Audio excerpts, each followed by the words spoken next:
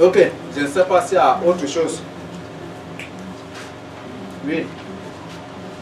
Salut, ma question est de savoir, en ce qui concerne la restitution après la confession de péché, si tu sais que quand tu vas faire restitution, ça va susciter encore une autre source de persécution et que tu ne veux pas le faire physiquement ou face à face, si bien que tu as la possibilité de rencontrer cette personne et que tu le fais au téléphone. Est-ce que cela n'est pas la restitution? Oui. La restitution au téléphone, ça peut être possible aussi, non? Tu appelles la personne, si la personne est disposée au téléphone, ou peut-être la personne est occupée au téléphone, ça peut aller. Si la personne tient à ce que vous vous rencontrez physiquement, vous pouvez aussi le faire. Mais si c'est par exemple la restitution sur le péché de sexe, c'est une personne que vous vous êtes connu sexuellement qui vous demande de la rencontrer à la maison, là il faut finir carrément. Ça c'est pour autre chose. Oui. Donc il faut qu'il t'indique un lieu. Là, il ne faut pas partir seul. Il ne faut pas aller seul. Il faut prendre une personne avec toi. C'est bon? Ça va. Oui. Ok. Si le Saint-Esprit te révèle que tu as péché avec tel homme, et puis maintenant, tu prends ton temps, comme vous avez dit, pour aller confesser le péché sur le gars. Là, tu te mets dans un jet. Alors, lorsque tu es en train de donner, on te dit que la personne est morte.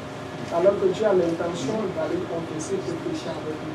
Alors, si la personne est morte, est-ce que, à cause de sa mort, je vais dans ton intimité avec Dieu? Tu pars pour... Tu t'apprêtes à aller pour demander pardon à la personne ou à confesser tes péchés avec lui. Oui, à confesser les péchés avec lui. Mais est-ce que sa mort là, c'est la disparition du Saint-Esprit?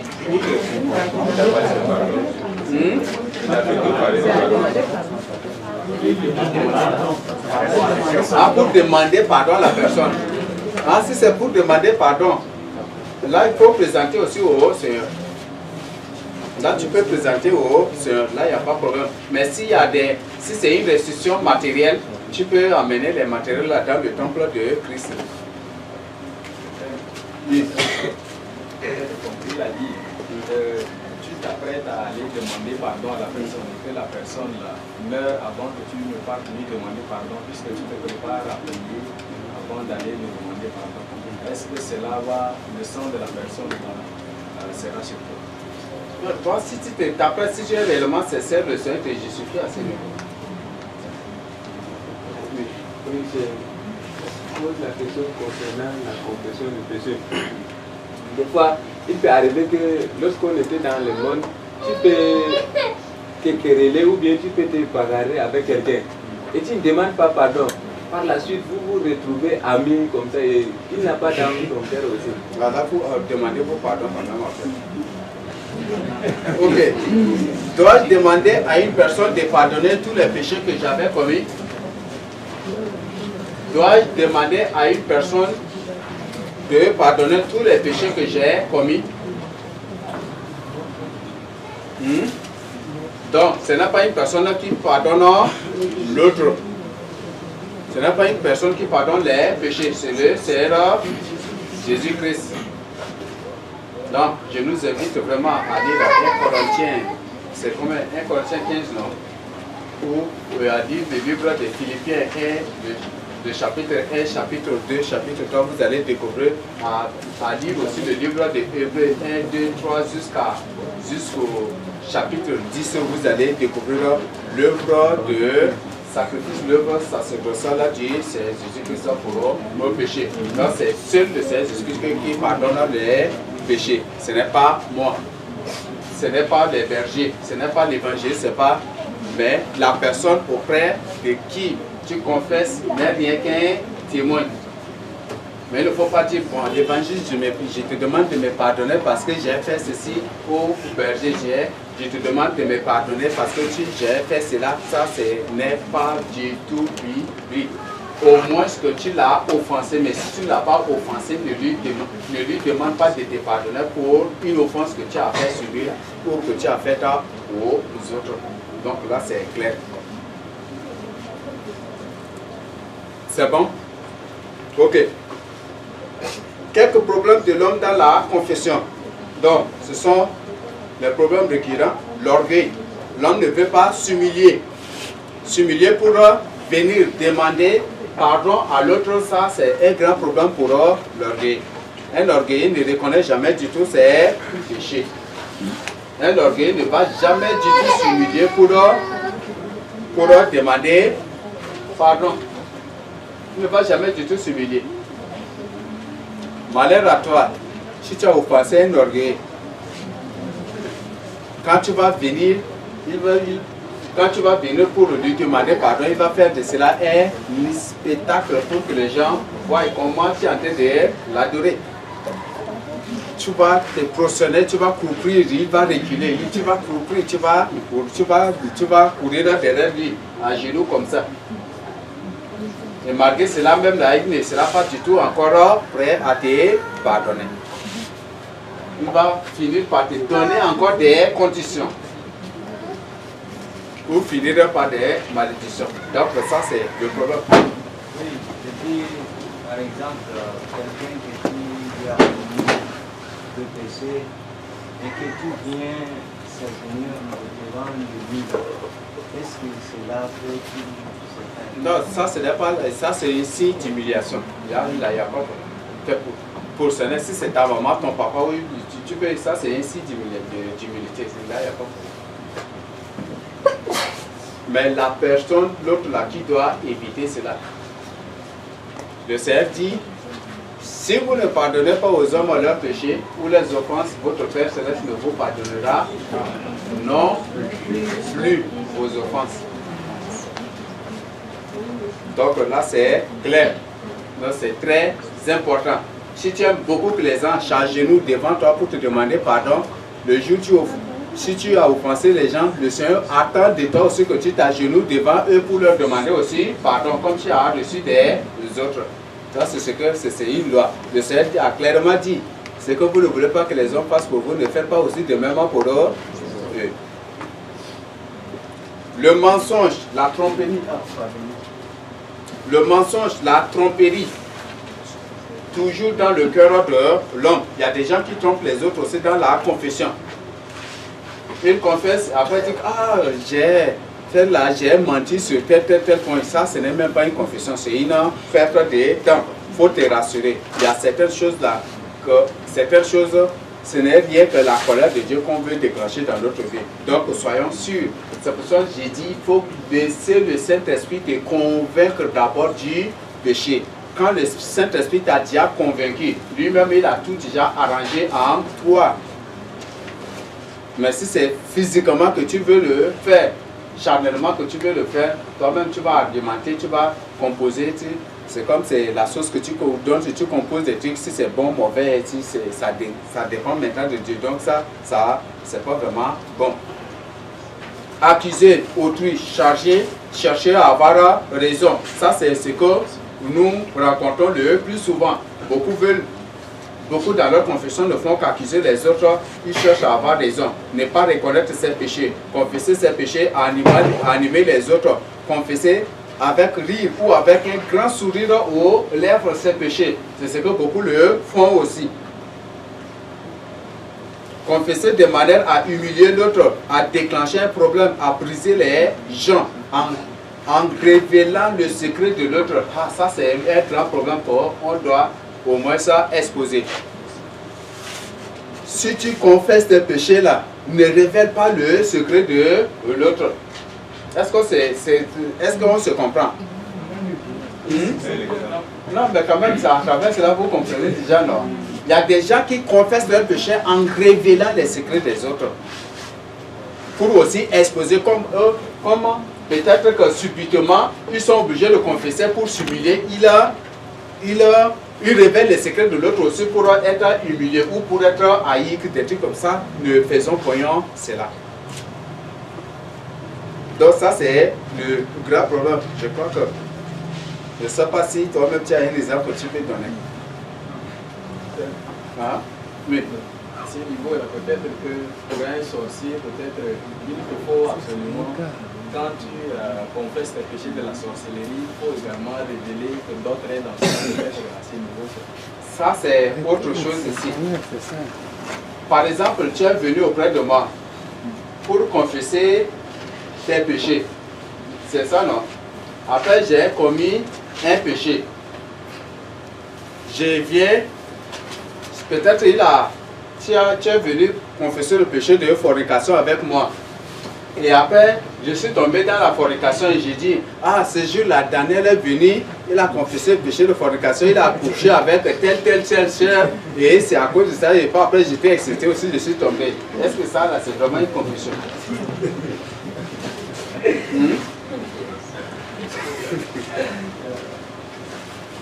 Ok, donc ça, ce n'est même pas une confession. Confesser de manière à viser un intérêt.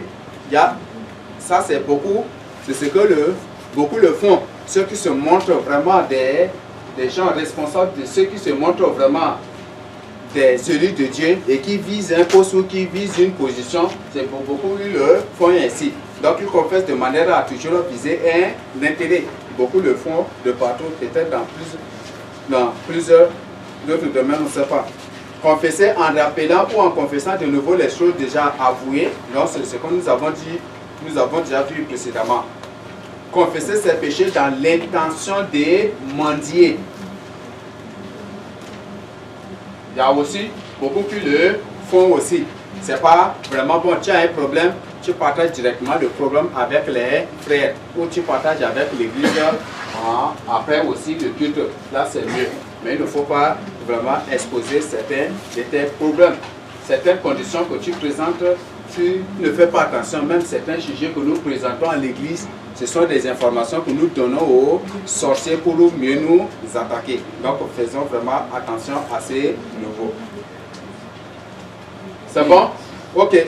Un autre point que je n'ai pas ajouté, c'est que devons-nous faire après la confession de nos péchés?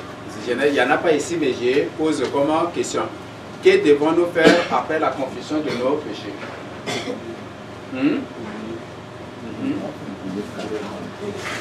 Oui. De nous séparer. Pour ne pas y retomber. Pour ne pas y retomber.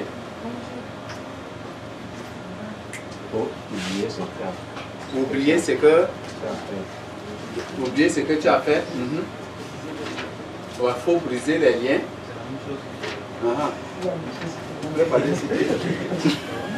Ok. Après avoir confessé, il ne faut plus retourner dans ce que à ce que tu as confessé. Sinon, tu deviens ce que Proverbe 16, 21 nous dit. C'est Proverbe 16, 21, non? Et 2 Pierre 2, 22. Il faut briser les liens. La confession, c'est la repentance. Si par exemple tu as confessé un péché de haine envers une personne, juste après la confession, tu dois oublier, cette haine-là doit te quitter. Mais si après cette confession, la haine est encore en toi, ça continue avec toi, c'est que tu n'as pas encore confessé. Si c'est le péché de rancune, c'est la même chose. Donc, il faut briser les liens. Ça, c'est très important. Ok, oui. Bon, pour certaines choses qui créent en nous des amateurs ou bien qui nous blessent, et on pardonne quand même à la personne, mais ça reste, ça peut aussi durer quelques jours avant de disparaître. Juste après la confession, cette chose-là doit quitter. Si c'est la vraie confession. Si c'est le vrai pardon que tu as demandé, ou si c'est le vrai pardon que tu veux. Non, si quelqu'un d'autre nous offense, il vient nous demander pardon. On accepte ce pardon-là. Mais c'est la chose qu'elle avait commise envers nous, là.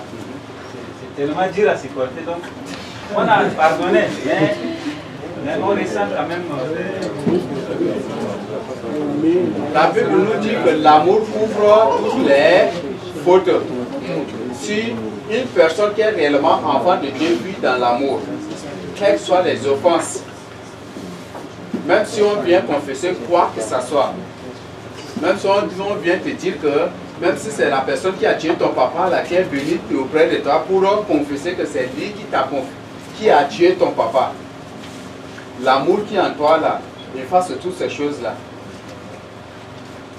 Ce que tu auras pour eux, plutôt, c'est de la pitié, de la compassion.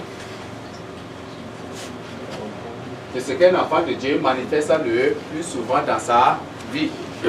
Mais si une personne vient te confesser, après la confession, tu grossis, tu deviens autre chose contre lui, chaque bien que toi-même ta vie ne marchera. Parce que la Bible nous dit, l'amour oublie tout, l'amour excuse tout, il pardonne tout.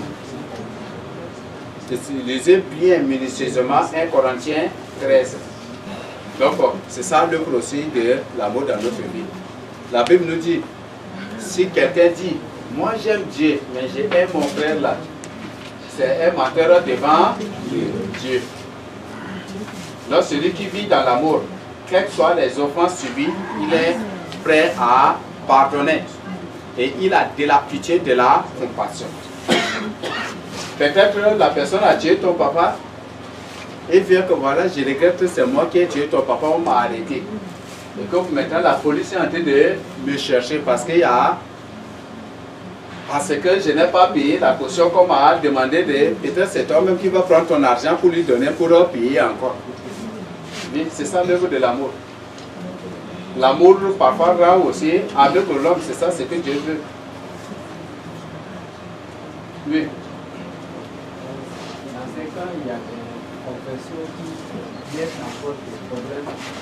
Par exemple, les gens ne peuvent pas aller pour demander pardon. Mais ça devient encore des problèmes qui viennent aller mais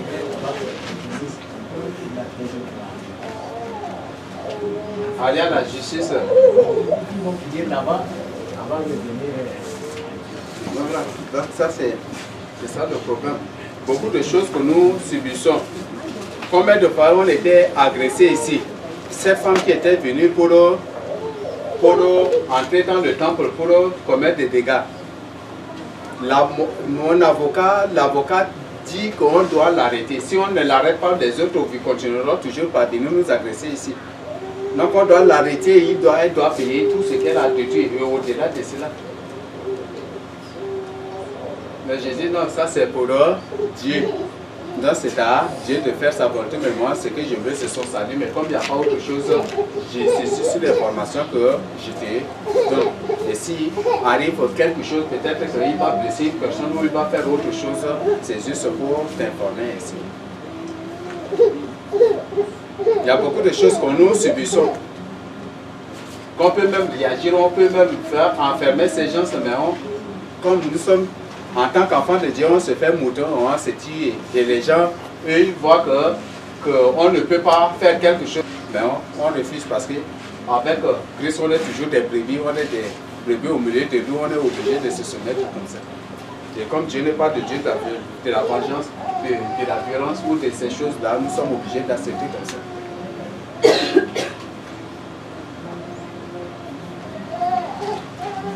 Donc Dieu ne veut qu'on y a ces choses-là, quels que soient les torts subis, tu es prêt. Si réellement tu vis en Christ, tu vis dans l'amour aussi. Et si tu vis dans l'amour de Christ, tu es prêt aussi à pardonner celui qui t'a offensé. Quelles soient les offenses, quels soient les torts, les fautes de la commission.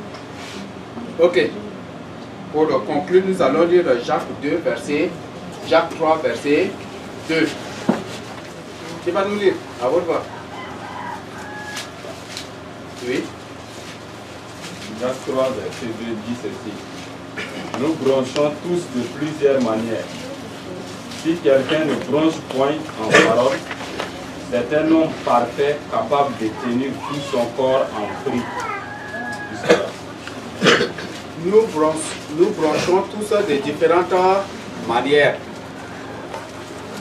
Nous ne pouvons pas dire que nous ne sommes pas des pécheurs. Nous sommes des pécheurs.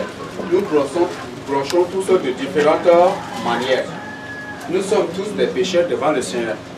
Je ne peux pas dire que je suis parfait devant le Seigneur. Je suis plus saint que vous. Nous sommes tous des pécheurs devant le Seigneur. Mais ce que le Seigneur veut de nous, c'est ce que nous allons lire dans 1 Jean 1, verset 7 à 9. Qui va nous lire ça? Je propose la lecture. 1 Jean 1, verset 7 à 9 dit ceci.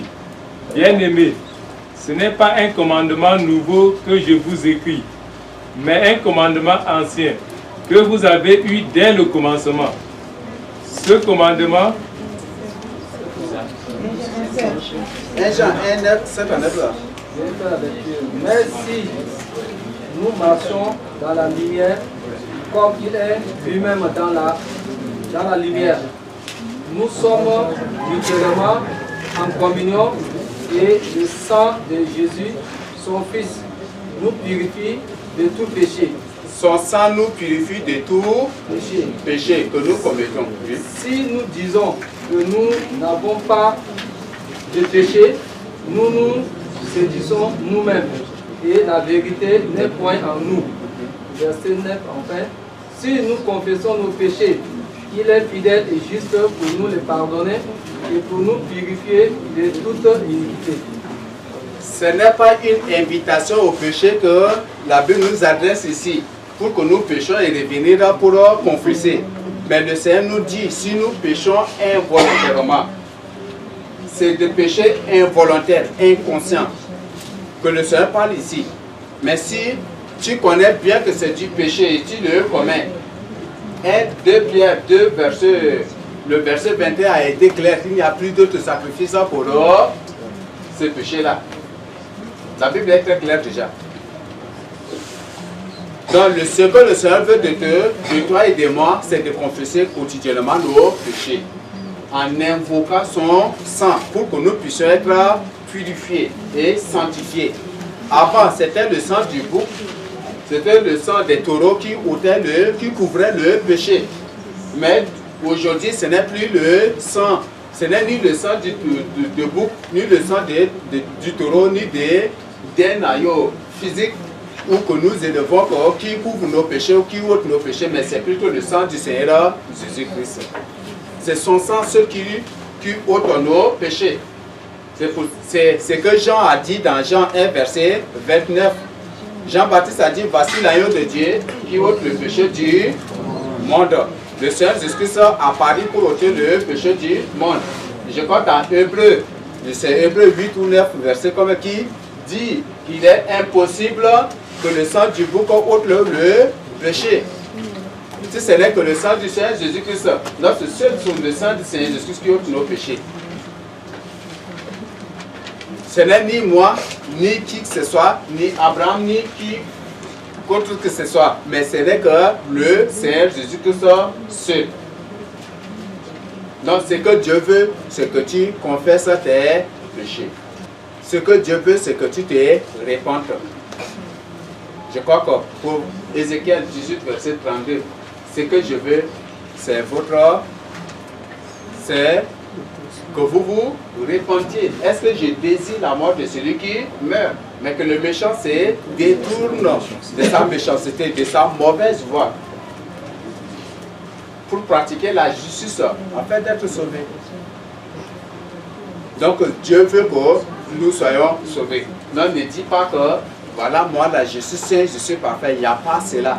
Quotidiennement, tout péché que le Seigneur me révèle, tout ce que le péché que le Seigneur me révèle, je n'ai pas manqué de confesser avec vous ici.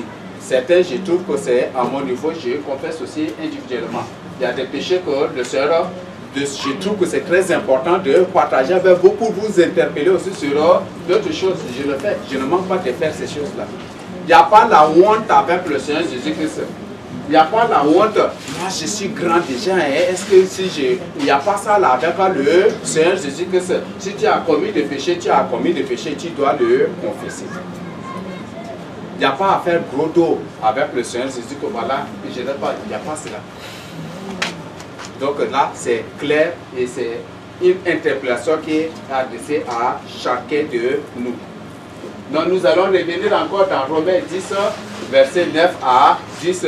Peut-être quand on a lu premièrement, beaucoup n'ont pas bien écouté, donc on va relire encore pour que les autres, pour qu'ils puissent bien suivre cela. Qui va nous lire? Romains 10, 9 à 17. Oui. Romains chapitre 10, le verset 9 à 10. Si tu confesses de ta bouche le Seigneur Jésus, et si tu crois dans ton cœur que Dieu l'a ressuscité des morts, tu seras sauvé. Verset 10.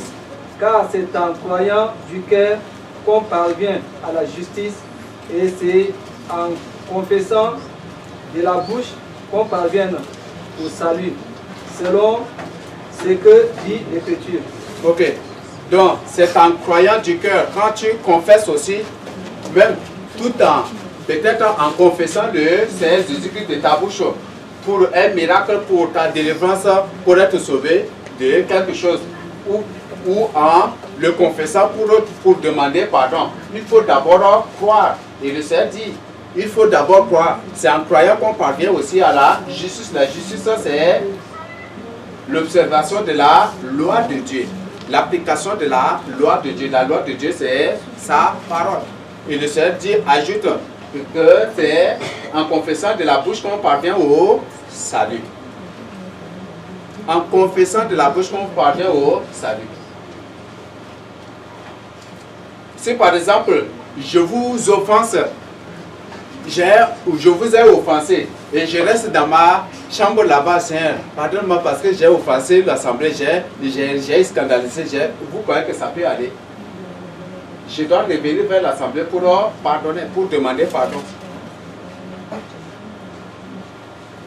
Je dois revenir vers l'assemblée, devant l'assemblée pour demander pardon, c'est ce que je dois faire.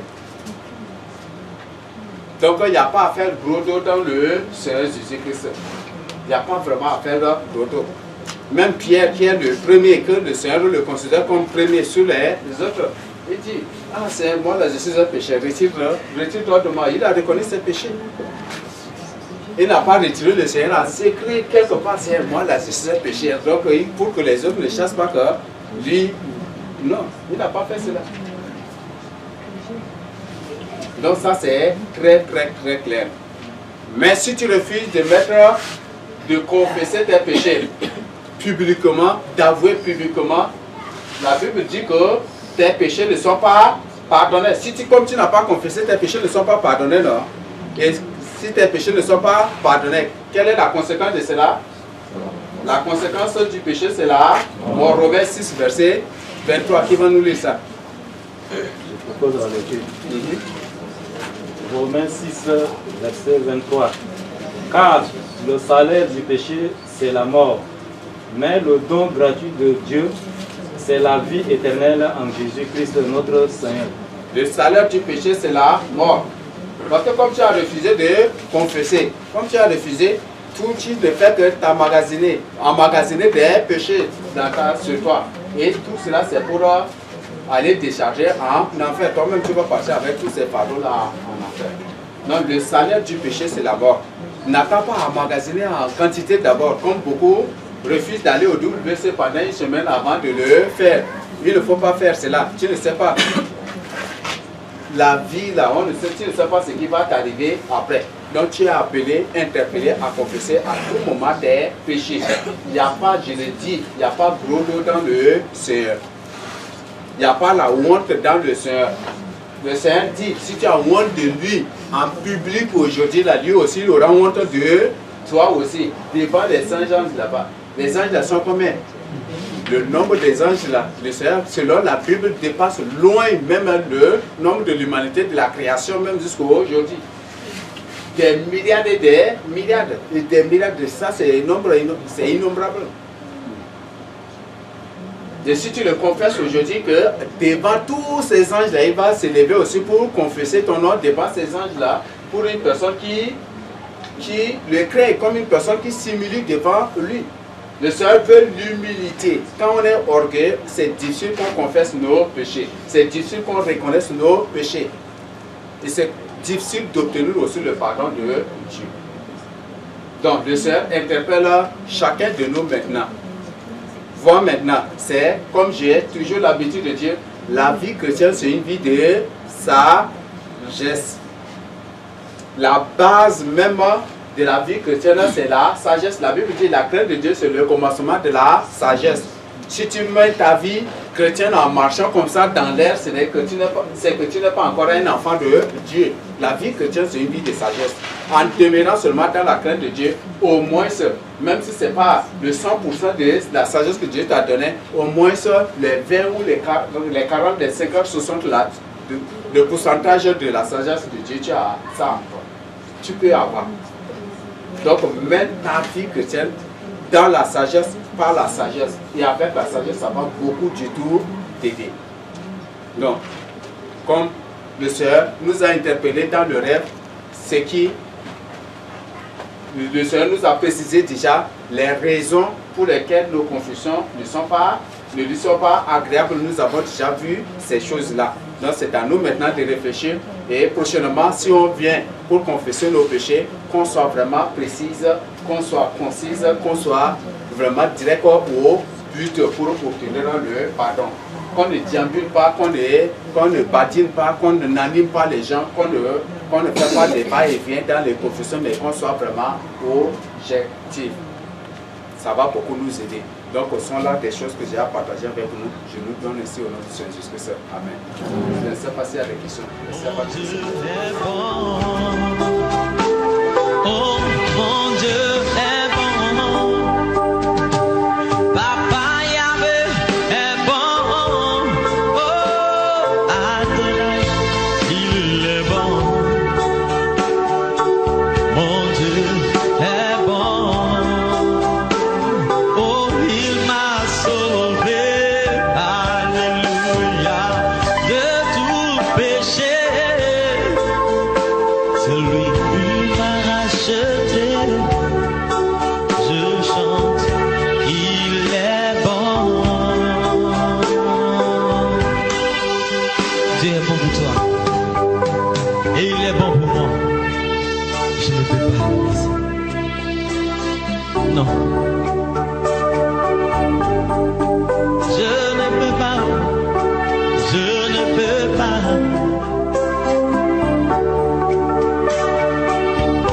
Si l'on me donnait tout l'or du monde, non, non, non, non, non, non, non.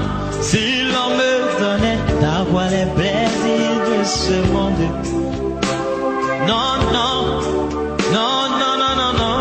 Si l'on te donnait d'avoir toutes les voitures de ce monde, remue la tête, dis non, non, non, non, non. Si l'on te donnait d'avoir tous les hommes de ce monde, secoue la tête, dis non, non, je ne veux pas laisser Jésus. Je ne veux pas le laisser, je ne veux pas laisser Jésus. Je ne veux pas le laisser. Je ne veux pas. Je ne veux pas. Non, non. Si l'on te donnait d'avoir toutes les richesses de ce monde, secoue la tête, dis non, non, non, non, non. Si l'on te donnait d'avoir les voitures de ce monde, cela ne conduit pas au ciel. Si l'on te donnait d'avoir toutes les femmes de ce monde, secoue la tête, dis non, non, non, non, non, non, non. Si l'on te donnait d'avoir